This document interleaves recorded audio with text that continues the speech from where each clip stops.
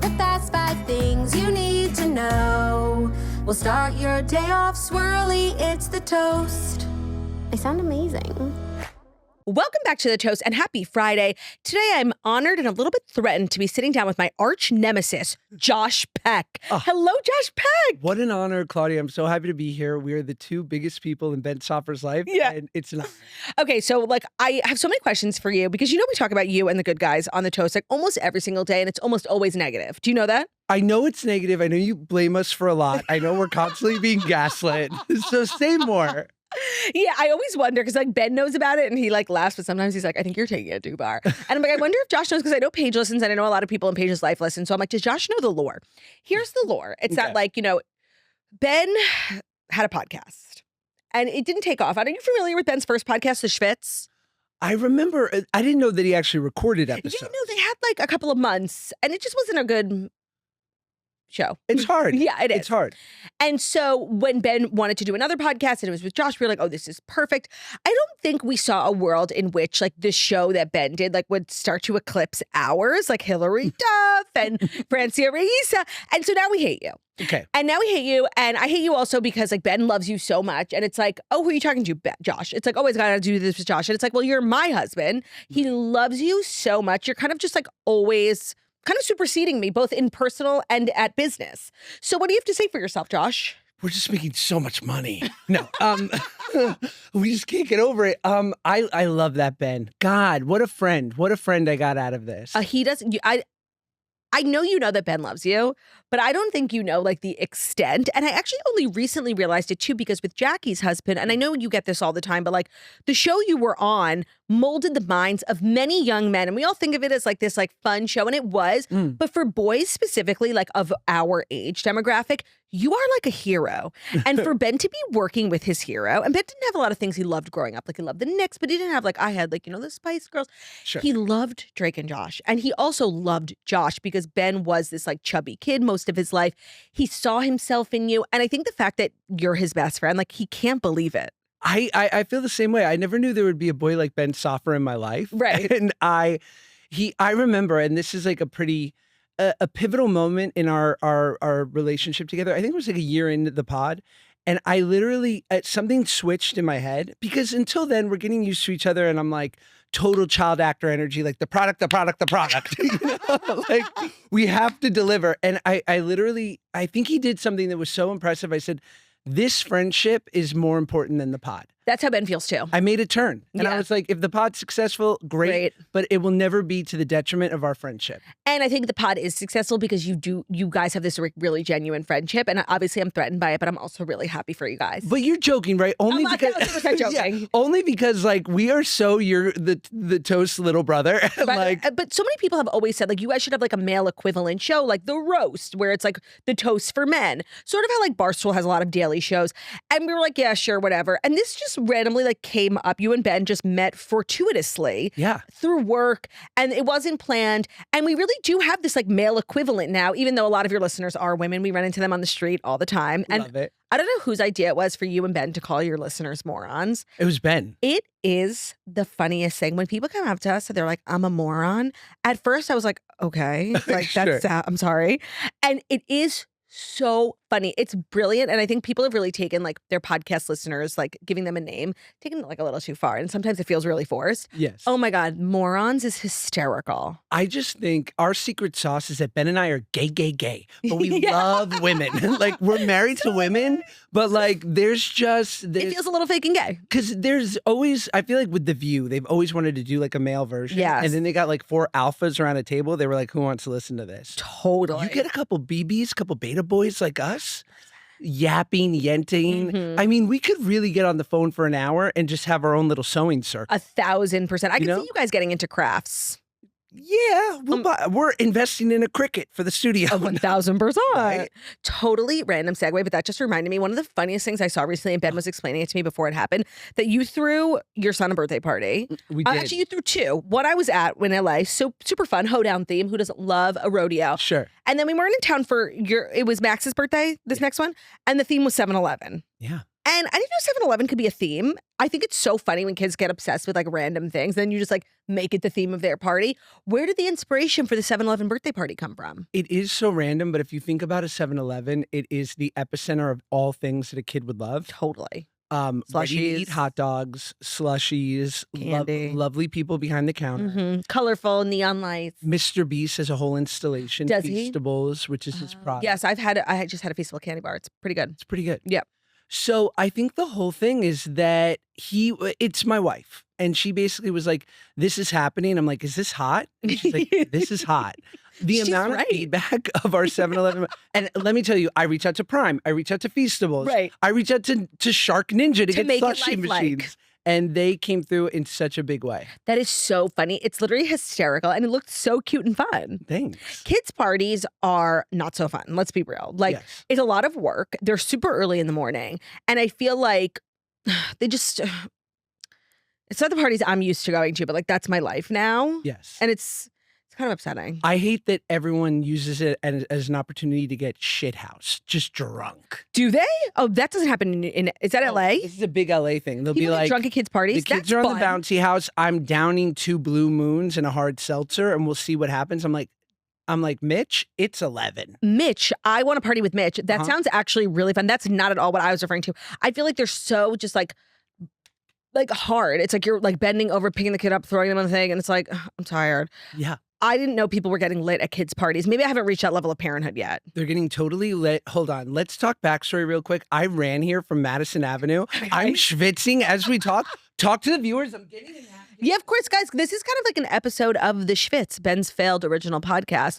More so about sports, but I'm sweating too. Honestly, when you're a breastfeeding mama, every podcast you record is an episode of The Schwitz because you're always schwitzing. Now, I'm cracking up. You don't even look like you're sweating, by the way. That's a great color shirt to wear. Thank you. And if you want to pause, we can cut. Like, not a cut. How do you feel when it comes to editing on the I'm dying.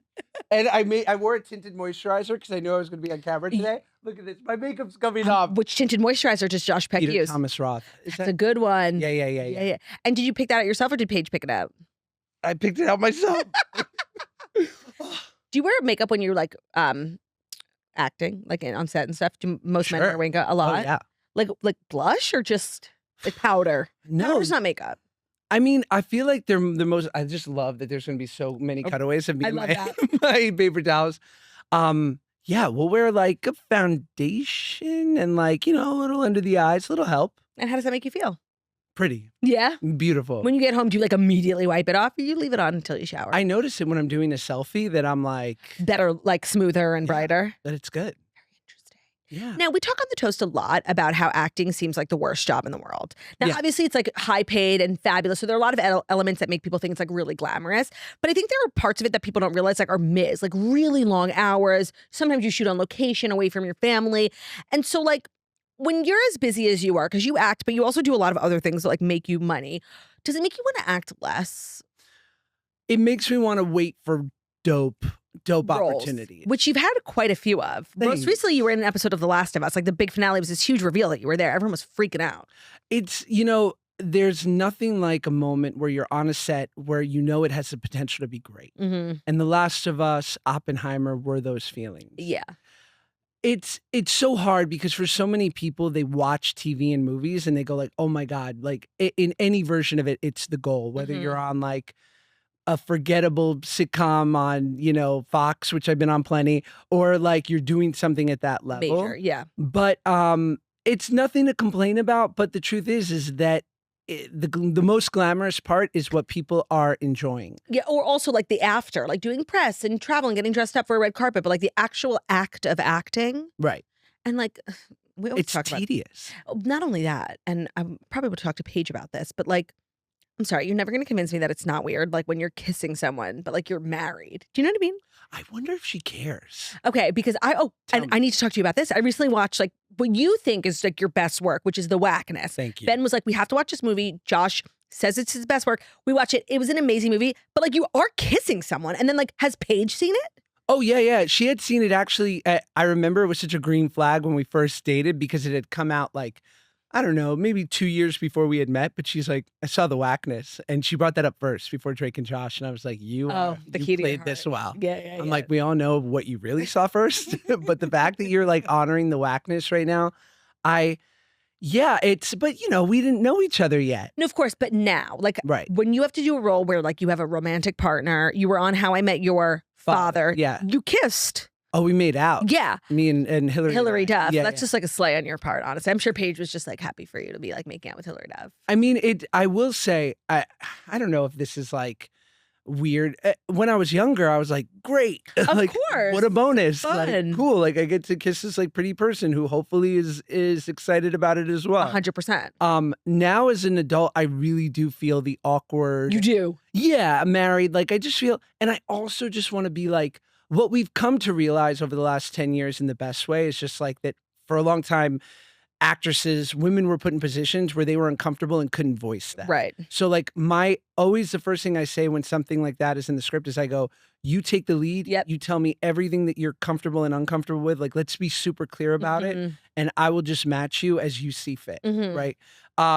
And so, yeah, now it just feels like very much like I want to honor the script, but more superseding that, I want to honor the actress. Love that. Right? Yeah, no, it's definitely, I appreciate you just like acknowledging the weirdness because I think when actors are asked about it, the party line is like, no, it's not weird. It's a part of the job. My husband gets it. And it's like, sure, you're an actor, but you're also a human being. And I'm sorry. Like it's weird. Yeah. And I get that it's a part of your job and I'm sorry, but like just acknowledge that it's weird.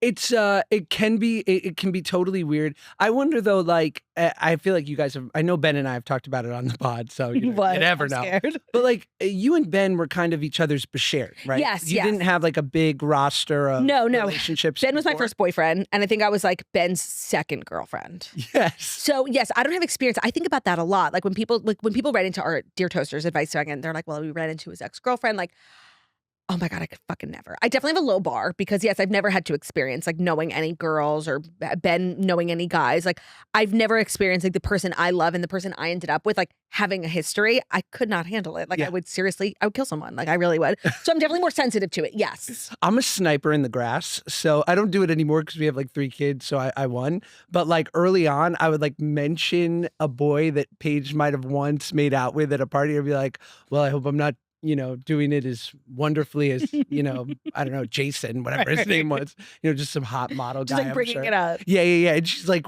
and she would be like, she would have to like cycle through her memory. Who are you talking about? I also, when I started dating Paige, had like a fling with, let's just call it an internet personality. That was slightly like public, like I thought we were dating. I don't think she thought we were dating. I'm dying. I have no idea who you're talking about. I guess we can say it, right? Say it. This girl, Hannah Beth. Okay. So we like hung out for a minute and it was just like very much like a month in my life at 23 years old. But Paige would just be like, she's very pretty, Josh. She's a very nice person. Like, but Cracking up. I didn't know we this. like hung out for a month and she would, and like that when we first started dating, she'd be like, I think she had brought it up once. That's so funny. She'd seen that on Instagram. She's like, good for you. And I was like, thank you so much. I've never experienced that. And I think it's for the best because like I'm not emotionally mature enough. I know it's like a part of life. Most people, I could never. Yeah, I understand. I mean, this is your person. But then it's interesting, right? Like, and Ben and I have talked about this because Paige and we're very monogamous. It's her and I. But we've had a few friends who've like talked about open relationships that they were in. And it just doesn't seem tenable to me in any way. I mean, I'm watching The Secret Lives of Mormon Wives, which that whole group started with a swinging scandal. They were all like, they say they weren't having sex with each other, but they were like having sex in the same room and like swinging. I'm not swinging, I'm sitting. Yeah, 1,000%. It's crazy. I could never. And first of all, those things never end the way you want them to. It always ends with like somebody catching feelings or something going wrong. I know I'm open to all ways of life. I don't judge anyone, but I'm sorry. It's crazy. I could never. The best part is that our friends who've done that, who like people, and we know them like, they're very like, they're not close. You don't know them super well. They're not dear. Right. But like, I love that. They, their issue was that they hated that people talked about it. Like they wanted to have the white picket fence and the nuclear family and the PTA. And it's totally private. And then also like swinger parties, living that life. And I'm like, no, you can't have both. Yeah. Like, of course people are going to talk about it. This is the most interesting shit. It is. And it's literally the premise of like every show. Yeah. I don't know anyone who's successfully like kept it, but it always comes out. Yeah. Because people are just like naturally gossipy. Now, before we dive in, I do want to tell you one more time, we're always talking about you on the toast. It's because one of the people we always talk about is Meghan Markle. She is obviously just like a very interesting person. She's always making news and she's always just like being crazy. And so Jackie's always calling her Meghan. So Jackie did ask me to get just like a quick soundbite of you saying Meghan Markle, if you don't mind. Oh, you realize it's a big ask. I know, No. and you can say no. For Jackie, it's fine. Okay. Meghan Markle. Okay.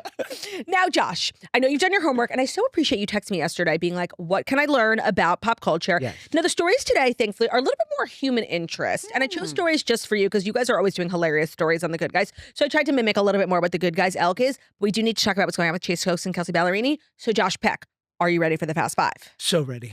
Today's episode of The Toast is brought to you by Weight Watchers, a trusted, science-backed brand that has supported millions of people in their wellness journeys for over 6 decades. I am one of those people. I have been on Weight Watchers now, I think 3 times. I'm on it right now in more of a maintenance phase. They have a nursing program. I'm breastfeeding, so I need a lot of calories to produce as much milk as I do. I'm still exclusively breastfeeding, and I love that they have a program for me. They really understand the different phases of womanhood. There's also a postpartum program. So I've lost weight. I've maintained weight. I used it when I was on Ozempic. Like, I love Weight Watchers. I feel like they're so like keeping up with the times. They also offer a GLP-1 program if that's a journey you want to go on. So jealous. I'll be there soon. It's not one size fits all. It's really built and tailored just for you. It's constantly evolving. They are a personalized health solution designed to meet you where you are in life. They combine their proven science-backed behavior change program with new flexible options that make your journey more effective and, of course, more sustainable, because that's one of the biggest things when it comes to weight loss is sustaining it. And if you qualify, you can now access prescription weight loss meds through licensed clinicians, plus one-on-one guidance from a registered dietitian for truly personalized care. If you want to learn more or get started, do so at weightwatchers.com. Today's episode of The Toast is brought to you also by Neiman Marcus, where there's truly something special for everyone year-round, but most specifically during the holidays. It is a party time to walk into a Neiman Marcus or head over to neimanmarcus.com. So you can find something for everyone, whether you're shopping for men, whether you're shopping for women, whether you're shopping for adults, whether you're shopping for kids, whether you're shopping for yourself, whether you're shopping for your home. They cover all categories. They've got beauty, they've got home.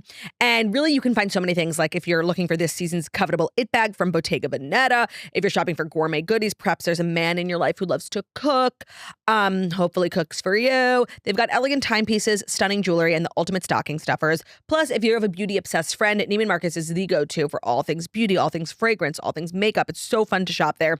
So even if you have someone who's impossible to shop for, a friend or family member, thanks to Neiman Marcus holiday gift guides, making it super, super easy.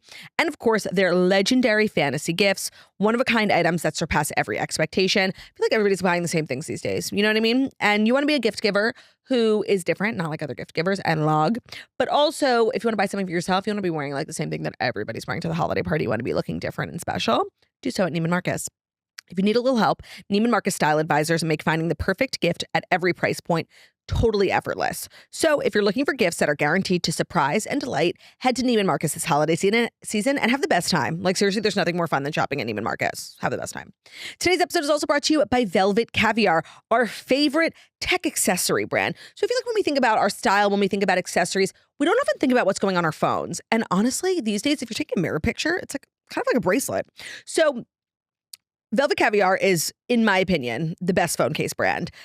And they're also giving our listeners exclusive access to their Black Friday sale. So Toasters can buy one, get one free on all their phone cases and accessories. The cases are drop tested. So when it comes to like protecting your phone, which is important, obviously we want them to look parchy, but it has to do the job. They totally get it done. The cases are drop tested up to 10 feet. They're MagSafe compatible. They have accessories for the cases like grip rings, wallets, phone charms, more. If you make a lot of content and you want the suction thing on the back of the phone, they make matching ones too. That's what I have. Velvet Caviar itself is a female-founded brand. They're based in New York City, and since 2014, they've been on a mission to merge the world of fashion and tech with their signature pretty yet protective phone cases. I have so many Velvet Caviar phone cases. It's just like an additional way to look put together. So I have a kind of like a blue theme going on my phone right now. I've got one of their blue phone cases with a matching blue sticky, what are those things called? Like a sticky grippy. I also have a MagSafe wallet. Like they really have accessories for the accessories. And it's just like an extra thing to think about when you're trying to look put together. Even if that got like, if you're going out on a date, like, you know, your phone is unfortunately just like a part of the world now and you want it to look styled. It's kind of like a purse. I love it. So for the next 24 hours, our listeners can buy one, get one free on all of Velvet Caviar's phone cases and matching accessories with code TOAST. Visit velvetcaviar.com. Use code TOAST at checkout. That's VELVETCAVIAR.com. Use code TOAST for buy one, get one free on phone cases, accessories, and more. Okay. Chase Stokes. Okay. He's putting up some turnt Instagram stories. So a little bit of backstory. They were dating for 3 years. This was like supposed to be a rebound relationship for him. She got divorced, wrote this album about her divorce. It went like became a bigger star than ever. Started like dating Chase Stokes. Everybody loved it. It's like, yeah, fuck her ex-husband. And it ended up not being a rebound at all. It was like a very real relationship, 3 years. There were rumors that they broke up. They never confirmed it. He was still liking her photos. They were spotted together in Croatia. So everybody, I think, thought like maybe they went on a break or whatever. The party line was like they're probably back together.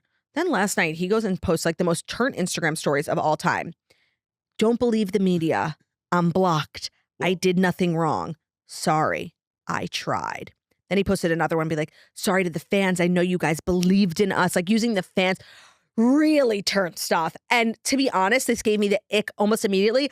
I assumed at first that he was hacked because this is not something you do to somebody who you were in like a real relationship with. I think a lot of celebrities have like short flings, but this is somebody you lived with for 3 years. Like you don't act like this. Honestly, I don't know why they broke up. Now it's giving like to me, he's the toxic one now. Like this is such a crazy thing to do. Imagine if you and Paige were having issues and you went on your Instagram and you were like, guys, I know you love me and Paige, but she blocked me. Like what?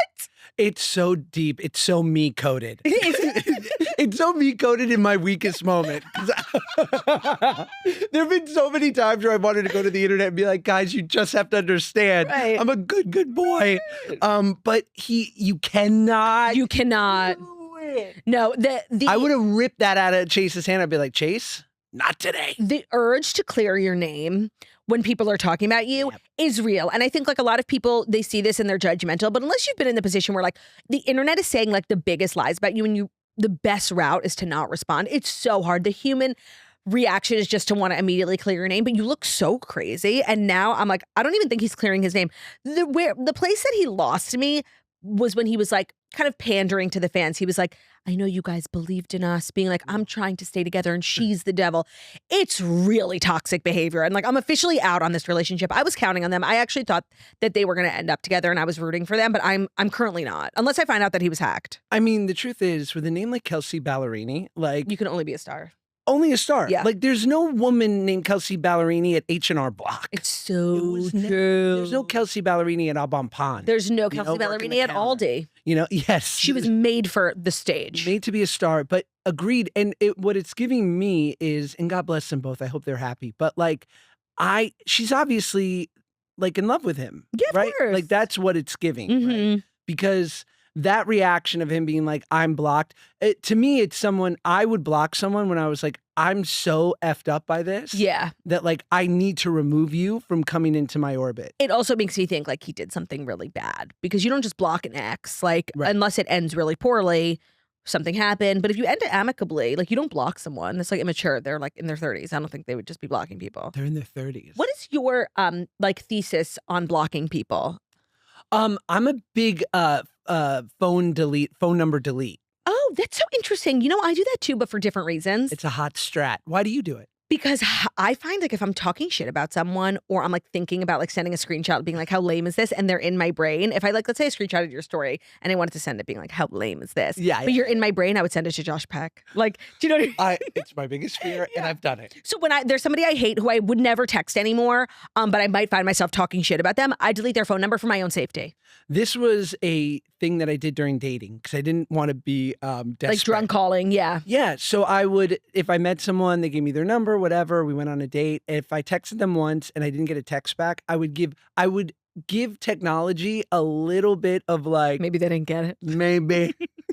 Okay. Sure. Green bubble. Sure. You know, they're switching wireless providers. For sure. They were Their going phone from fell in a Sprint pond. to T-Mobile, and something got lost in the tower. Sure. So I would write one more text, Mhm. no response, delete it, because Right. I would want no temptation to text them again. Follow up. I do that now with like seasonal friends Mm-hmm. because sometimes I'll just feel like I know that if I text again, I'm going to feel bad about me. 1,000%. But then sometimes I get a text from a number I don't recognize, and they'll. But saying who is this is 100% a slay.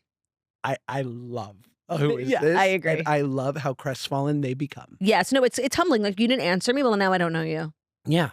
And then, Love that. Yeah, photo. But I'm watching The Secret Lives of Mormon Wives, and like when they argue with each other and like they have like a friendship breakup, they block each other. Now, I don't know if this is like a Gen Z thing. I've never blocked anybody that I personally know ever. Like, the worst I'll do is unfollow them. To block somebody you know is really crazy.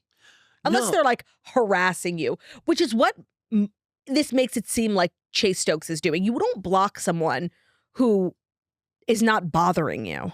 Do you know what I mean? I think that or you just don't want to risk having that weak moment. 'Cause Yeah. you're so That's true too. Yes. What's clear is that it's not amicable Mhm. and people are really hurting. Do you watch Outer Banks? I don't. Should I? No. Okay. Ben loves it, and I Fair. loved it too, but it's like now on their 4th or 5th season, and like we're really just like we're stretching it far too much. They didn't need to go past like 2, max 3 seasons. Fair. Um, And it's just pretty. It's very pretty people. it's National Treasure for Gen Z, and you know Ben's favorite movie on the planet is National Treasure. Really? Oh my We're gonna God. steal the Constitution. Declaration of The Independence. Declaration of And the Independence. Constitution while we're at it. Sure. Ben The Magna Carta. fucking loves that movie. I love that he's a Nick Cage stan. Oh, huge, but like kind of limited to National Treasure. If I can get him on the pod.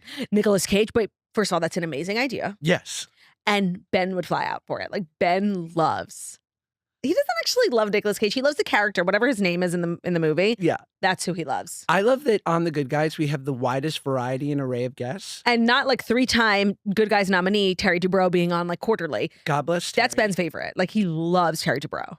Terry Dubrow is the mensch of all mensches. And he's so smart. He's the best. He's just trained. He is so media trained and so smart. And then we'll have the Queen of Melrose, and then Uh-huh. and then Hillary Pat. Duff, Miss Pat. You guys have a very wide range and you're always making news. Like most recently, John Stamos sort of blew up your podcast. You guys were everywhere. He really did. You do have like benchmark moments where like I feel like every year something crazy happens on The Good Guys. Like, of course, Hillary Duff was huge. Sure. Francia Risa, Selena Gomez, that whole thing. Huge. Now Lori Loughlin and John Stamos. And Drake. Drake, earlier, oh my God, we that haven't was even a moment. spoken since Drake. That- How did you feel about that? Like now, hindsight, Mm, you waited a long time to like have this sort of reunion with Drake. It was very sensitive, the documentary and everything. of course. Then you did it. It was so well received. How do you feel about it now? And you guys still like talk now, right? I Yeah, just saw yeah, you guys we're- made a video together. Yeah, we're buds. I'm like so proud of him, especially in watching the courage that he had to do that documentary, and then now seeing him as a father, and just like I really look back at that time, and I think what all came to fruition over the last year was like we were kids. Totally. It was all foisted upon you, like all of this Yeah, trauma. and we were not in the ups and downs of our relationship is no surprise to me now, because we were sort of pitted against each other. And in this- no even adult is built to withstand like what you guys were put through on that show. Yeah, I think that's right. And so it makes me so happy to have a great relationship with him. I think it and makes everyone so happy. yeah, I'm like really, because it makes the entire sort of saga voyage of like that time in our life, like it just makes me reflect on it in a positive way. Right. And at least you're able to walk away from it with a great friendship because you guys walked away with no money. Yeah. You made no money. I read your book. And by the way, one of my favorite celebrity memoirs, which like I feel an expert in celebrity memoirs, Yes. is your book. It was so good. Thank you. And not just, I think everybody would be like, oh, what's it like to be a child star? And like, but everything that happened after that was like even crazier. I don't think a lot of people know about your journey with sobriety. It was literally the best book. I think about it all the time. I'm always referencing it. And I think it also came out when a lot of child stars memoirs were sort of getting picked up, Jeanette McCurdy, and you guys came from the same world. Your book was amazing. Thanks. I loved it so much. And also just talking about what it was like to be a child star who was heavier than the other child star. I'm Yeah. like, and as somebody who struggled with her weight, like you guys, it's such a good book. Oh, thank you. It's so good. But I think like to Drake's credit, and I think where we finally met in the middle was he always was living in like, but our relationship should be like this. Yeah. And I was living in the past of like, but our relationship was this. How Yeah. can we get there? And I think we finally come to this moment of like just honoring and respecting each other. Mhm. And I'm just super happy for him. And I'm glad that the world is happy too. Everyone's obsessed. And that was, the good guys are like, have sort of like 5 Hall of Fame moments. That was definitely the top one. That was huge. Yeah. Was that your most downloaded episode? I think that or Hillary might be like. Isn't it insane it's how neck and famous neck. Hillary Duff is? Like, she deserves to be as beloved as she is. That's what Ben said. She She's was as like, good as it amazing. gets. Yeah. She's as good as it gets. That's good to hear. And she's like a real, She's like a mom. She's like a regular gal. she would have so much fun with us. Can you Would she? imagine? You know, I have like childhood trauma with Hillary Duff, but I've forgiven her. I know, but listen, I've forgiven her. whatever happened at the Atlantis and the Bahamas at the baccarat table, I've moved on. I hope she has too. I'm sure. All right, next But you up. know, Ben wanted us to bring that up on the interview. I'm Oh my like, God, no. I I'm don't- dying. I was like, I don't think we can. The thing is, she was brunette. Different time. Exactly. Yes. My next story I chose specifically for you because it's about a celebrity weight loss, a dramatic one. Jelly Roll, have you seen him? He looks amazing. He looks amazing, but then he shaved his face, and I think it really showed how different he looks. I'm going to show you a picture of him. Yeah. He looks like another human being. I saw that. I did see that. Insane. He looks amazing. Now, I don't know exactly how much weight that he's lost, but it has been really what's the word I'm looking for? Like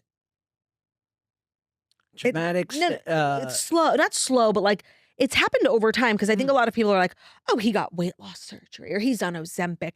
But I actually feel like we've been talking about Jelly's like slow weight loss, and he was so big that like it's like he had lost 75 pounds and he looked exactly the same. Right. It's been like 2 or 3 years now, and that is how long it takes to like lose this amount of weight. How much weight did you lose total, and how long did it take you? I was probably my biggest. I was like 295 maybe. Okay. And I'm not, I'm like 5'11".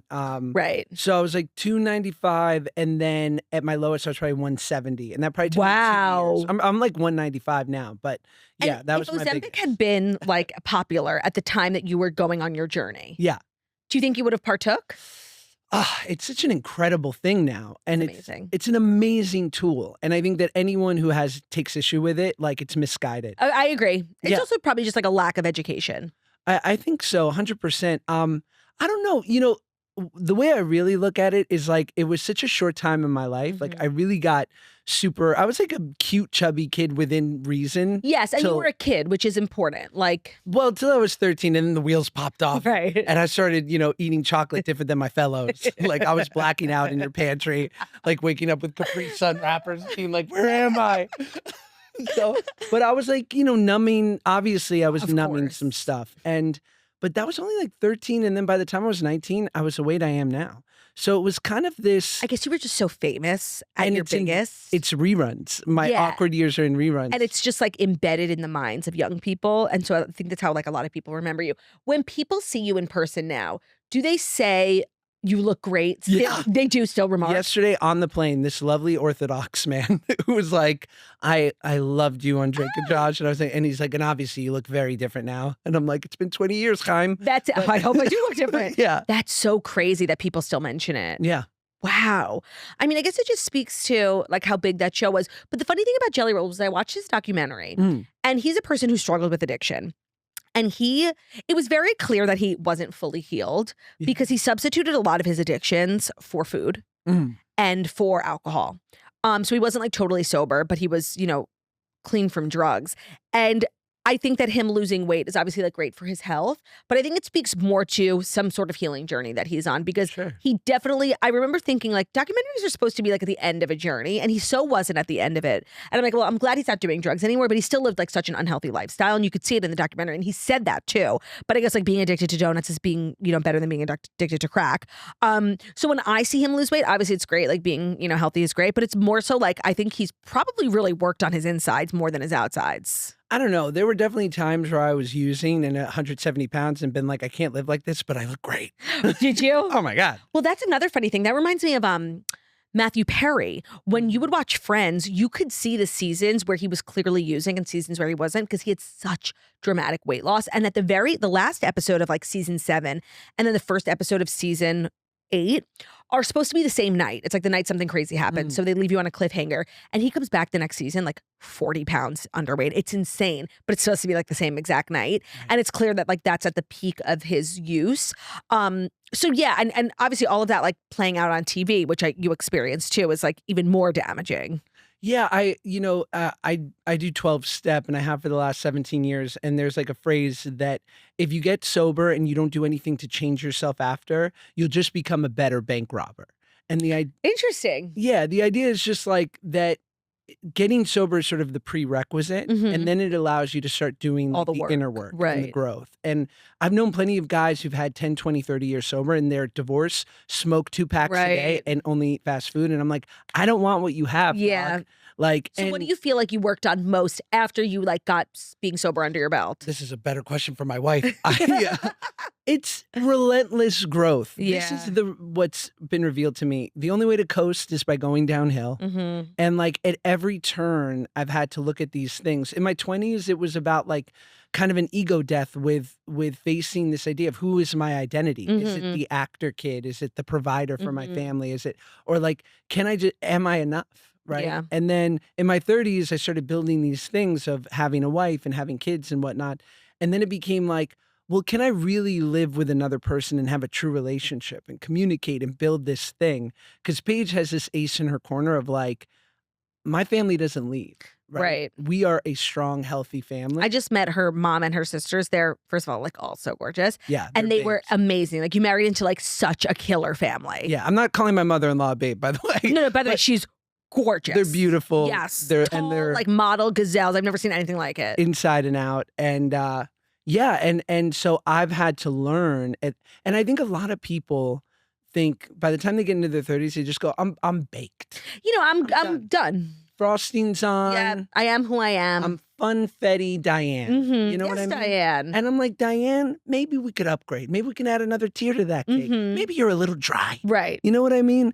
And it's like, I think it's willing to work on that stuff. I've learned it through working with Ben because I've never had like a business partner. Right. And Which I've is had, like it can be like a hard dynamic. and like you have a business partner, but she's your sister. Mhm. So I think it makes it easier, but I think a lot of people bet. see that being like, it would be harder for me to work with my sister. I think it's just like, now I can never imagine working with a stranger. I'd be like so awkward. it's a lot to learn. And Ben is great because he'll like shepherd me through it. And we've been forced to communicate well and talk about what we need or things that we could be doing better. And it's made me a much better person. Now, speaking of Diane, before I dive into the next story, you very recently did a movie with Diane Keaton. I did. And she just passed away. What was she like?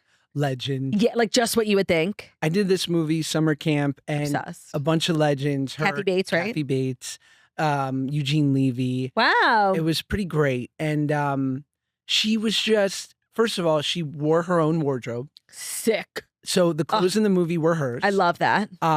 She is as brilliant and as like bubbly and charming as you can imagine. But then like I remember after like the third day of filming, she's like, "You're just so cute," and then gave me the finger. She's like, "Have That's a so great Diane. day," and I'm like, Great "That's so Diane." Like she just was. She kept you on your toes. Yeah. But what a legend. That's such a pinch me moment for, like, I think a lot of people want to work with, like, who's an actor, like, whose career you look up to? Like, who's your role model? The person I would dream to work with is Denzel. Okay. I love me some Denzel. I love that. I even like him in interviews lately. He said something so recently because he's sort of become a preacher in addition to an actor, and he was like, "To God goes the glory. The mistakes were mine." But you know, he said it like Denzel. Oh, I love that. To God goes the glory, but the mistakes were mine. I was love like, that. Denzel. I like Chilling. That's hot. So you look like you would love to work with him, but whose career do you look at and being like, I want to have something similar? I don't know. Interesting. Because like my career is so weird. Well, that's true. You're sort of blazing your own path. A little bit. I love that. Be your Yeah. own role model. Yeah, I don't know, like if I can, you know, obviously there were people like Robin Williams that I looked up to who like had that beautiful sort of blend of comedy and drama. We just watched the Eddie Murphy documentary. Have you seen it? No, it's My amazing. God, He's a genius. He's a genius. He's like Ben's Genius. favorite. I like love him. I watched like Shrek and I loved the Nutty Professor. But like I didn't really know the magnitude of how major he was and how famous of a movie star he was. Like long before my time. The documentary was insane. Don't watch the last 20 minutes. Like they let it go on for like 20 minutes too long, which made me hate it, but it was insane. He's a genius. Yeah. And I think people like that, I remember I worked with Robin Williams' daughter, Zelda. Wow. And she was wonderful. And I remember she like looked at me one day, she's like, "You love my dad, huh?" And I was like, "I love your dad." That's And so sweet. And she Oh my like God. told me a story about him on the set of Good Morning Vietnam, which was like his first big movie when he came out of the sitcom world. And it just was like, Yeah, he's just the greatest. What did you work on with her? We did this little indie movie called Locating Silver Lake. I got a couple of those in the canon. You're so indie. I'm so indie. I really am.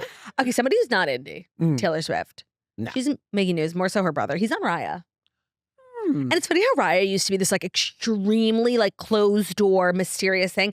Every time a celebrity's on Raya now, it's in the news. It's like the least exclusive type of place. Yeah. But he's on Raya, which he was engaged to a girl who is actually in that iconic photo of Taylor that she posted on Instagram the night she was playing Kansas City, the night she met Travis. She was like, see you tonight, Kansas City. And she was like, I don't know how that girl fumbled, because if I'm engaged to Austin Swift, like I'm never letting him break up with me. I am the perfect girlfriend. Blowjobs in the morning, blowjobs at night, like anything to stay in the family. So I would love to know what happened, but he's single. He's on Raya. Love that for him. Wow. The screenshot of his profile is like, he calls himself, kid. Okay, here's the thing. He calls himself artist, management, film producer. Rough. But on Raya, I just feel like that's actually quite ordinary. Then they make you, I think, tag, must be his Instagram, and it says Austin Kingsley Swift. Yeah, my profession would just be I'm trying my best. Trying hard, doing the most. I want. Did you ever go on apps? Like No. you and Paige met before that. And you and Ben as well. Right? And I'm so sometimes I like look at the apps. I'm like, I actually think I'd have fun. Okay, I'm let's great at talk about curating it. like a profile. What would your Raya profile look like? Okay, like the skinniest picture of me you've ever seen in your whole life. But it's got to be a carousel, no? Yes, I think you have to choose a few, but like the first one comes up, that's like the one that catches people's eye. And then you also play a song, right? Like it's supposed to be like a song that's like an anthem of your life. Yes. I probably would play my own song if I'm being honest. Like, what's the point in having music if you can't put it on your Raya profile? Good guys theme. Two Jews, both big and small, no subject, too small for the good guys. You also inspire us a lot here at the Toast. That's an honor. I'm That happy is to the hear it. best thing you've ever created. Thank you. I know you were an Oppenheimer, and I Thank know you have 3 children, but nothing has ever been better than you originally on the piano wrote that song. I wrote that song and I tooled around for it for a year of just like, and by this time, like my kids knew it. We would sing it at like The kids Thanksgiving. love it. And then Ben was like, enough of this. We need it. Yeah. And I said, okay, I'm going to enlist Super Chris Abraham, who helped write the Drake and Josh theme song. Insane. Or he didn't write Drake, and a guy named Backhouse Mike wrote the theme song, but Super Chris wrote a lot of the music for Drake and Josh. I mean, the song sounds like Drake and Josh adjacent. That's an honor. That's his sound. Yeah, he sort of was integral in creating in the sound that was so like I just wanted people to listen to it and go like, oh, like the feeling of every Nostalgia, sitcom. fun. Yeah, just got home from school. Yes. Yeah, and it's just That's like, exactly what it sounds like. yeah. So It's I love so it. good. But yeah, I would have that, and then I would just have my carousel of photos would be me with the same backdrop, but just different faces. Oh, interesting. Would you actually use it? You have like pictures. I'm sure you have a picture with Christopher Nolan. Would you use it to flex? Picture of you and Diane Keaton. No, but that's so douchey. That's so I cringe. know, but that's what Raya's for. You can't do. I wouldn't do it. I would, because I actually weirdly have a picture with like I have a picture with Leonardo DiCaprio. Ooh. Yeah, we're like on opposite ends of this like big group photo, but still, I just like circle him and circle me. Yeah. I love that. Who else? I have a picture with Caitlyn Jenner. I'd probably include that. That's awesome. Yeah, I have a picture with Joe Jonas. Like I'd probably just have it be like Trinity's greatest hits. That would be amazing. What would be funny is if you had Caitlyn like do the audio for your Raya, like instead of a song, it's just Caitlyn being like, "I love Claudia, that's my girl." I would love that. She would be like, "You'd be lucky to date her." You would. Yes, She's right. I love her. Caitlyn Jenner's everything. What do you think it's like to date as Austin Swift? Like obviously very easy, but also really hard. Because like, how do you know? He needs to do like kind of one of those like Netflix movies where like a prince goes undercover to find true love. He really like it's impossible for him to find somebody who without knowing what their intentions are. But the problem is what is he looking for? Like, I know that if God forbid, Paige and I ever got divorced, I would do just fine because I wouldn't dare get on the apps because I know her sisters and her would roast me so hard. You would be like in their group chats blowing up. And they would know within 7 seconds. And so everyone would send it to them. But I have always, like, to me, a 10 is like a cute CVS pharmacy tech. Love that. Like she's handing me my Wellbutrin and I'm like, do you want to go get a coffee? Oh my God, you're so old school like that. Yeah. That doesn't happen these days. And if it did, it would be like, okay, well, you're a serial killer. Yeah, like I'm not going anywhere with you. I'm not going after like the third An lead Instagram. on the new Netflix show. You're not. No. I am. Yeah. The one thing I feel like that's really missing from my career is sort of using my dating life to rise my star. Do you know what I mean? I think a lot of like young starlets, young influencers, young podcasters, they're spotted out. Yeah. I think if I was single, honestly, I could go on a date with John Mayer. That's just what I'm saying. He's dating an influencer right now. Like she's brunette. We look exactly the same. I really see that for you. So unfortunately, I'm like married. And he's a crush of, So a John platonic Mayer, I crush. did update everyone. John Mayer has like long been my celebrity crush for like 20 years. Up until like 2 years ago. Now he kind of gives me the ick. It's like he's like 50 yeah. and he's never been married and he's just like always, it's like eternal playboy. Like when you're 30, that's hot. When you're 50, that's sad. You feel that about Leo too? Yeah, but I never found him like, he wasn't my type. He's not my crush. Okay. John Mayer looks like Ben, by the way. Does. Slay. And yeah, he was like my major crush and I love his music. Like I've seen his concert like 5 times. So Up until like 3 years ago, he was my crush. I've moved on. Joe Manganiello is also my crush. He's still my crush. oh, please. Obsessed. Have you worked with him? No, but he's gorgeous. You like he's your a crush sober too? guy too. Is he? Yeah. Who is your celebrity crush? Oh, my celebrity crush. I was thinking. Besides your wife, of course. I like. My celebrity crush my whole life was Ba Raffaelli. Oh, that's an extremely good one. You know, she's currently on trial for tax evasion in Israel. Even better. Yeah. I would get Common her interest. the best counsel. Of course. I don't love taxes. Of course. Who does? You know, I like a crafty 1000%. who pulls their weight. 1000%. And but like she's like in her early 20s, so I feel weird saying this, but like I recently been like, wow, Millie Bobby Brown is stunning. Yeah, she is. But with due respect, With I'm distance, a 39-year-old man, and It's not happening. It's crazy. All right, a little human interest. A woman's going viral. We love a mom going viral.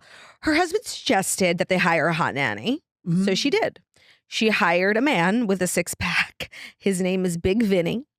And everyone is just obsessed with this story. So Vincent Hickerson was looking to hire a nanny. He wasn't expecting to decide on a very attractive singer-songwriter, Nanny. So in a video posted on November 1st on his Instagram account, he shared a series of photos of his wife posing next to his kid's nanny, who was pictured shirtless and flaunting his abs. I told my wife I wanted a hot nanny for the kids, and this is how it turned out. I love that. Wow. How do you feel about hot nannies? And how do you feel about male nannies?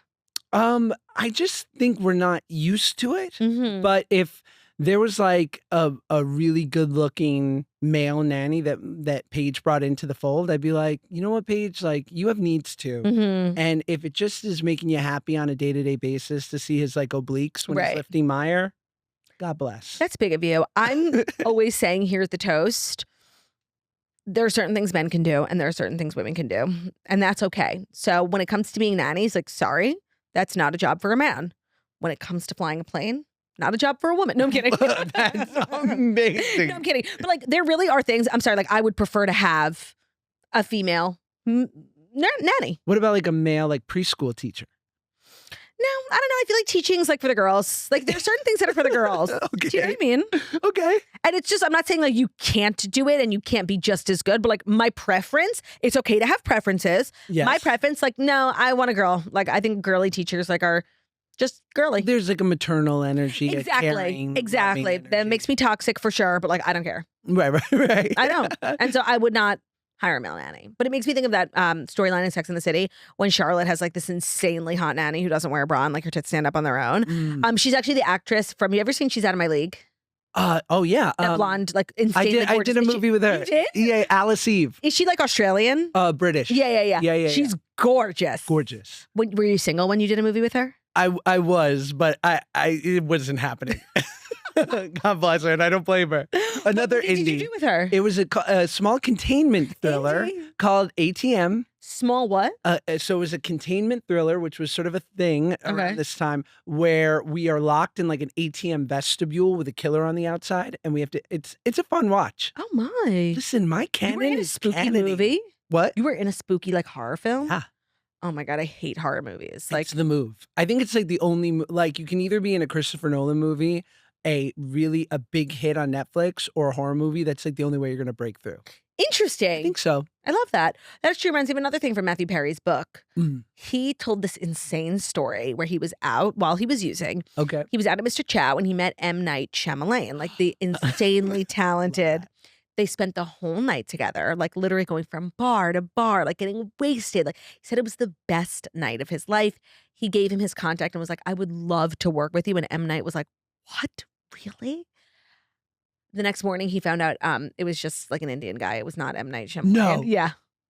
Oh, I know. It my was God. the craziest story. And that's why he was like, wait, you want to work with me? It was an insane story. That's one of really also like an excellent. I forget when people ask me like my favorite celebrity memoirs, I forget about Matthew Perry's. It was really good. I mean, God bless him. And I will say that I've known a couple people that have worked with him. Like you don't hear a negative thing about it. Really? No, just beloved. Yeah. Beloved. Such a sad story. Yeah. All right. Our fifth and final is some huge news of the world of cheese. Great. And actually, I don't know if you know this. I know that you are a client of the United Talent Agency. What's my Who's phone calling you? Oh my God, this is horrible. I'm My crying up. Amazon live stream thing's going off. Oh my God, what's happening here? Okay, sorry, cheese. I know that you are a client of the United Talent Agency. Is that I correct? am, indeed I am. Parmigiano Reggiano just got signed as client. What? Yeah. Okay. So ready? Oh, great. My agent's going to be busy with Parmesan. Like literally. One more thing for her to be busy with. UTA, which represents stars like Timothée Chalamet, Kirsten Dunst, Bad Bunny, Josh Peck, Thank you. has signed the governing body for Parmigiano Reggiano, which is the Parmigiano Reggiano Consortium, as a new client. This partnership is meant to place Parmigiano Reggiano products in movies and TV shows. The Cheesy Association shared in a statement with The Hollywood Reporter that they explained this allows us to connect with new audiences in an authentic and relevant way. Neither Parmigiano Reggiano Consortium nor UTA immediately responded to people's requests for comment. I don't understand how a Wheel of Cheese can have a talent agent, but like that's the world we live in. Like the AI actor. What do you think about the AI actress? What's her name or whatever? She's like taking the world by storm. Let her take over. I've had a good enough career. I've been in a containment thriller. It's so true with Alice. With Alice Eve. Yeah. I'm doing just fine. It's so true. I just can't believe that there's going to be one more reason for my agents to be distracted by what's next? Pasta water? Yeah, it's hard enough to get your agents on the phone. Oh my God. Not with a major client They're like, we're competing. trying to sign avocado. Literally. Like, this is so stupid. This Like, is- I don't get it. Deeply dumb. Now, is it making you consider switching agencies? I just, oh yeah. Yeah, right away. But like, Parmesan's had its moment. The I know. pasta wheel. I know. I feel You like know? actually Parmesan is not the cheese of the moment. It's kind of eternal. It's always like on Right. the table. Like if they were like, we're signing Munster. That would be shocking. Yeah, like if they were like, we're getting into bed with Colby Jack, Mhm. I'd say That's brave. different. Brave. Brave, right. You know? This is so basic. Like they're gonna build Parm. That's and easy. I didn't know like somebody owned Parm. Do you know what I mean? Yeah, It's just like a cheese. and it's like, and what we know, it's raw. Right. People love that it's raw. Reggiano. RFK loves Parm. You know what I mean? You know, dude, I don't know. UTA, what? God bless you. I hope they make you a huge commish. Right. Yeah. And I hope you don't take too much time away from finding Josh Peck his next big role. Yes. What's a show you would die to be on right now? Like, what are you The watching? Pit? Oh, Oh my God, the dream. of so all dreams. good. And Jewish, Yeah. like we need you. Jewish King. He's a doctor, Dr. Robbie.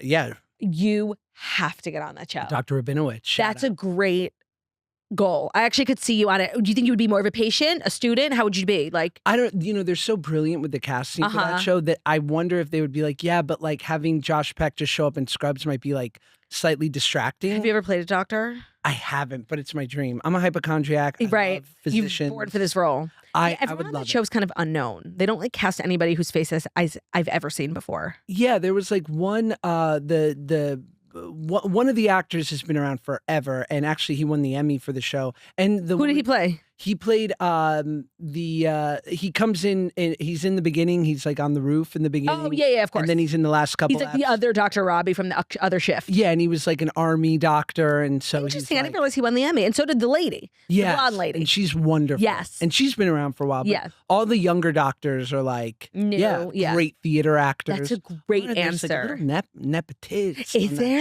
show. Bryan Cranston's daughter is on it. Who's she?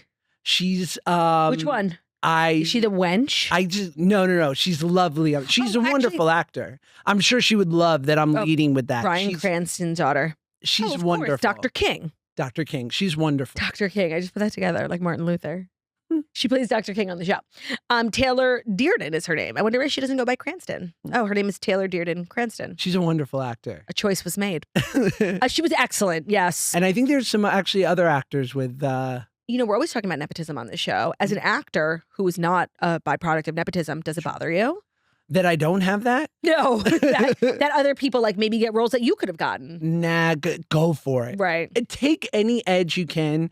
And I think like the cream always rises to the top. So you might get one role, but you're not going to get 10. Like, yes, if you're good, you're good, and you were going to be famous regardless. That's how I feel about Gwyneth Paltrow. Yeah, and like it's cool. Yeah, that's a really refreshing take. I didn't expect you to say that because like it's probably annoying.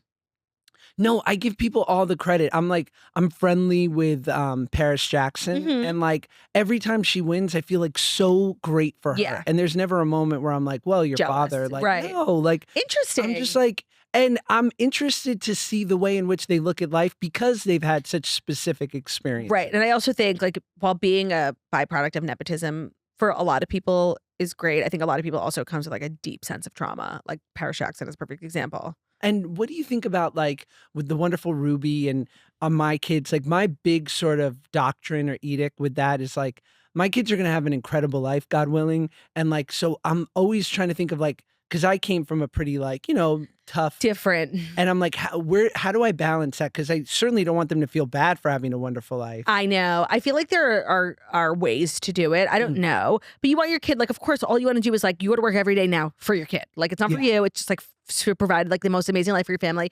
But you also want them to grow up with like respect for like how to earn a living, respect for a dollar. Yeah. I don't know. I don't have the answer. I always say like, you should never feel bad about having a great life, but the only cover charge for a great life is giving it away. Like is gratitude and like helping the people who maybe weren't as lucky. Right. Giving back. I love that. But I think I will say as we're coming to a close that watching you and Ben as parents, it's so beautiful. That's you guys so sweet. have Thank really you. Just naturally elevated into these roles as I knew you would. And Thank you. there are two very revealing sort of benchmarks in people's life. It's who they choose to be their partner throughout their life and then how they are with their kids. And I love when people impress me and they rise to the occasion and then some. Well, I think for Ben, because I always say like I have my sisters whom like I feel like a lot of the hard parts of motherhood came easy because I watched my sisters do it and I had like these amazing role models to like call in the middle of the night being like, what product do I need? What do I do? How do I do this? And I think for Ben, you were that to him. And I think he like really looks up to you as a dad too. And he like loves your kids so much. So it's also important to like have people around you who you respect as parents too. Yeah. And I think for Ben and I, but Ben specifically, like you were definitely that for him. Thanks. I'm like tearing up. Today's episode of The Toast is brought to you by Rakuten, an amazing way to save money when you shop because you're earning cash back at all your favorite stores. So it's honestly, this is something I've been meaning to talk to you guys about because it's changing the game for shopping and holiday shopping. I mean, how much money are we all spending this time of year? Rakuten. So you know me, Jackie makes fun of me, but I do love a deal and I love a discount. I love a code and I love the thrill of finding the right coupon code. It kind of gives me like an adrenaline rush. So earning cash back while you shop, it's giving responsible. It's giving fiscally conservative, Now is truly the time to get involved because it's especially good during the holiday season. You can stack cash back on top of holiday sales.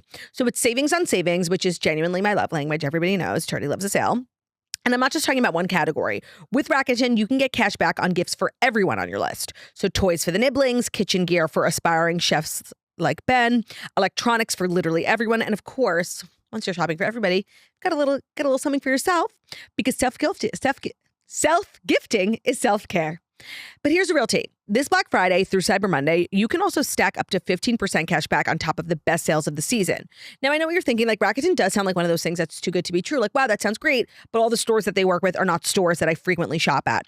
That's where you're wrong, actually. Do you shop at Sephora? Do you shop at Adidas? Do you shop at Ulta? Do you shop at UGG? Do you shop at Bloomingdale's? Like, literally, they cover categories in fashion, in food, in electronics, in beauty, and like real good Fenty Beauty. Ever heard of it? Tarte Cosmetics. Ever heard of it? We've been poking around on the site, and the number of stores that they have is like really insane. You can do all your holiday shopping in one place. You can get cash back for it. So join me and the rest of the financially savvy community. Join Rakuten for free today. Get a new member bonus after you qualify your purchases. Just go to Rakuten.com, download the app, or install the browser extensions. There's so many ways to save.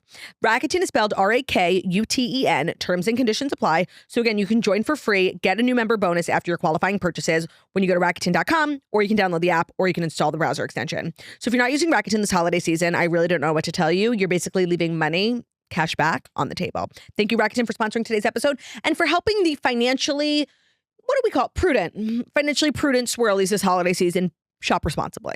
It's time for our final segment of the week. Great. Queenie and Weenie of the week. So for those who aren't familiar, every Friday we like to just wrap up the week, take a look at a glance what happened this week and give out 2 awards, Queenie of the week and Weenie of the week. It's pretty self-explanatory. Were you a Weenie this week? You might find yourself in the hot seat. Were you a Queenie? You might find yourself with a crown. Sure. So Josh, who's your Queenie of the week this week? Queenie of the week is Miss Katy Perry. Okay. That's Explain. right. She's made it.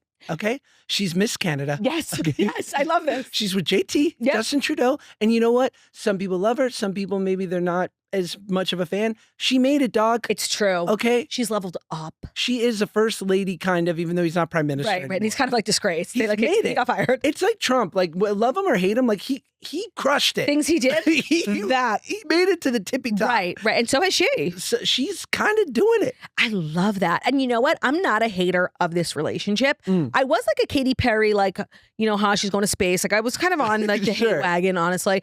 But you know what? Coming out of, she took like a little bit of time off and then coming back with a prime minister boyfriend is a slay. It's it. I love that. It's it. My Queenie of the week are the women from the Secret Lives of Mormon Wives. They've really taken up, I brought it up like 4 times today because it's the show that I'm watching. Obviously, it's a great show. It's just like fun and whatever. And Jackie and I talk all the time about how it's so refreshing to see these women killing it, right? They're like making a ton of money. They are so famous. They went to Stagecoach and Lana Del Rey, like wanted to meet them. Everybody watches this show. And they're all in some version of motherhood. Half of them are pregnant. Half of them are postpartum. Half of them are nursing. Half of them are getting ready to get pregnant again. And I feel like that era of womanhood like often gets looked over. It's like, okay, well, like we'll see you when you're done having babies and then you can like bounce back or before. And so to give like the spotlight to women who are like kind of going through exactly what I'm going through, but slaying it, I'm obsessed with them. The show is the best show on TV. They deserve Emmys. Like dead ass, it's the best show ever. Wow. Yes. They're my Queenies of the week. Weenie. Weenie Parmesan. That's it. Love. I'm coming for you, Parmesan. We're not cool. If on the streets, it's on site. Wow. That's Okay. it. If I see a waiter at a restaurant doing one of these, you know what I'm saying? I'm gonna be like, that's what you do. That too. I'm like, keep that away from me. My Weenie of the week is unfortunately my husband. Oh, Ben. Because I love him more than anything in this world, but he's like embarked on this journey that I personally can't get on board with. Okay. So a couple of days ago, Ben made a turkey. I saw that. Seemed early. And let me tell you, 1000%. But he wanted to make a video, and like all this week, he wanted to like do turkey recipes. So he had to start making the turkey, and then ever since then, he was like been using the turkey for other things. He used the carcass. My house fucking smells. Oh, And you know what? I feel pregnant again. I didn't realize I hate turkey. Oh my God, the smell is killing me. And it is, when you like have a fireplace and the smell of firewood like seeps into your couch, like you can't get it. Everything smells like turkey. Yesterday, I literally like made a very smelly Asian inspired dinner. I lit 5 candles, nothing. And then I know today he's making stock. Oh God. Like I'm so fucked. It's over. It's over. I'm sorry, Ben. I love you and I respect your hustle, like you're crushing it as a food content creator. Amazing. At what cost? I am suffering. My house absolutely smells, and it's like a new house, and like it's still fresh. It's still got that new car smell. Yeah. Oh my God, you guys, it fucking stinks. Ben, you are Weenie of the week. You'll know when it's really seeped through when you can taste it in the ice. Oh my God, that's in him. My coffee did taste like turkey this morning. Yeah. And every time I open the fridge, like the carcass is there because he's like saving all the different pieces and he's put it in Ziploc bags. So there's like a bag of drumsticks, like a bag of bones and like a bag of white meat and a bag of dark meat. I can't open the fridge, and the fridge is my happy place. I can't open the fridge without like being accosted. And it's making me realize like I actually don't like turkey. No, it's a substandard bird. I love a roast chicken. Yeah. To me, there are a few things better than like a big roast chicken. And normalize, like instead of having a turkey, if you could make me a big roast chicken, I'd be thrilled. The move is to avoid the turkey for Thanksgiving, do all the fun sides, and do steak. That's wow, I've never had steak at a Thanksgiving dinner. It's what should happen. I love that. do steak. What is, in your opinion, the GOAT Thanksgiving side? Oh man, I mean, I do love a green bean casserole. Wow. And Okay. Old school. I feel like that's such a non-Jewish dish. Like the Campbell's soup. Yep. And like the crunchy onion. I'm really in it for the onion. Of course, everyone's in it for the crunchy. Yeah. Like, but I'm trying to think of, I love a mac and cheese. I love mac and cheese. I'm really basic. I love a mashed potato. I'm a consistency guy and I need a crunch. Oh, okay. No, I love like a really smooth, almost like soup-like. Like 50% butter, right? Yeah. Butter and cream. And then like milk, cream. Yeah. What, do you cook? I can cook a little bit. I think, Bourdain's a real hero of mine. And he was like, it's unacceptable to be an adult and not have like 5 things that you can cook. Oh God, he's literally talking to me. So what do you got? One or two? It's like, I don't need to cook. Do you know what I mean? I live with a chef. But that's true. But you could add it. If I had to make myself dinner, I can make like 3 things. And like you get, like when people are like, oh, cooking is such like an intimidating thing. I'm like, though, you could just put like oil, garlic, and like some chicken breast in a pan. Right. It will be good. Garlic, onion, and like something. Yeah. Okay. And so where are you having Thanksgiving? Are you making anything for Thanksgiving? I will probably make something for this charity I work with, Feed the Streets. Yes, you're so good every week feeding the streets. I'm proud of it. And so I'm going to make a massive helping of macaroni and cheese, and half I will bring to the O'Briens for a wonderful Thanksgiving, and half I'll bring to Feed the Streets. That's lovely. Thanks. Guys, if you happen to enjoy what you heard here today, I suppose you could listen to Josh's podcast, dropping episodes Mondays and Thursdays. The Good Guys. Sorry, the just Toast Good Guys. Little brother. And I will say in closing, Claudia, you were really the one who, you were like, you went to bed at 9, you said, my audience loves you separately. You guys should have a podcast. Did I? It's thanks to you. Oh my God, I'm my own worst enemy. Self-sabotaging. Josh, thank you so much for being here. Thank you. Guys, thank you for another great week of Jackie's maternity leave. Thank you so much for listening to the Justin Lana Morning Show. We deliver the fastest stories you need to know every Monday through Friday on YouTube. So if you're watching us on YouTube, please feel free to subscribe and give this video a thumbs up. We're also available as a podcast anywhere podcasts can be found on Spotify, iTunes, Stitcher, Public Radio, iHeartRadio, Castbox, all the places. Wherever you listen to podcasts, find us to leave a 5-star review about how beautiful, stunning, and wickedly talented we are. Have an amazing weekend, and we will see you on Monday. Love ya. Bye.